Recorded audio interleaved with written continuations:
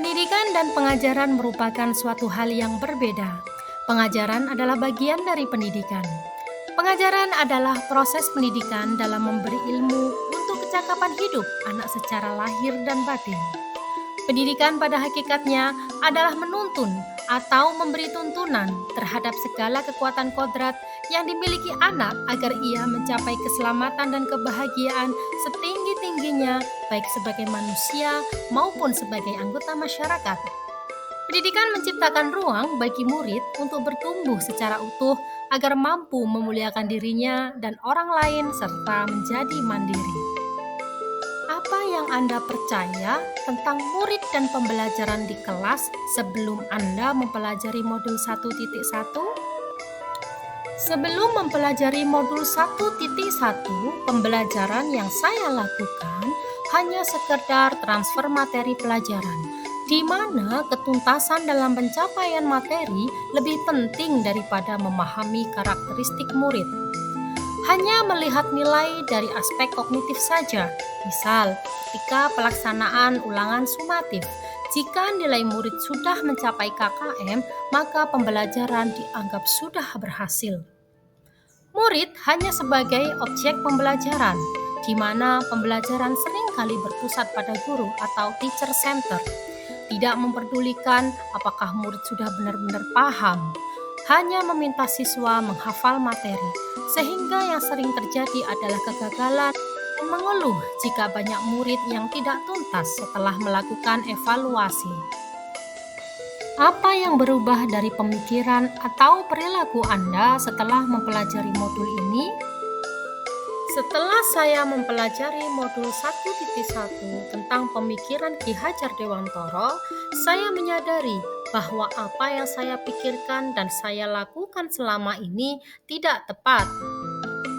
Saya menyadari, yang pertama, bahwa dalam proses pembelajaran semua aspek harus dilaksanakan secara menyeluruh, baik dalam aspek kognitif, afektif, psikomotor, spiritual, sosial, maupun budaya.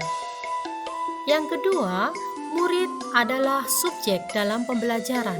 Artinya, peserta didik memiliki kebebasan untuk berekspresi, mengemukakan pendapat, dan berkreasi sesuai dengan bakat dan minat yang mereka miliki. Yang ketiga, guru sebagai fasilitator pembelajaran. Artinya, guru harus bisa memberikan pelayanan untuk memudahkan siswa dalam kegiatan proses pembelajaran. Yang keempat, guru harus ikhlas, penuh kesabaran dengan segala ketulusan hati, sehingga kegiatan dalam proses pembelajaran bisa berjalan dengan menyenangkan dan berpusat kepada peserta didik. Selanjutnya, saya harus mempelajari karakteristik murid, karena setiap anak itu unik. Mereka memiliki kelebihan dan kekurangannya masing-masing, sehingga saya harus memberikan kesempatan kepada mereka untuk tumbuh sesuai dengan kodratnya. Apa yang dapat segera Anda terapkan lebih baik agar kelas Anda mencerminkan pemikiran Ki Hajar Dewantara? Yang dapat segera saya terapkan dalam pembelajaran di kelas antara lain merancang pembelajaran yang interaktif dan menyenangkan dengan melibatkan murid sesuai dengan student center.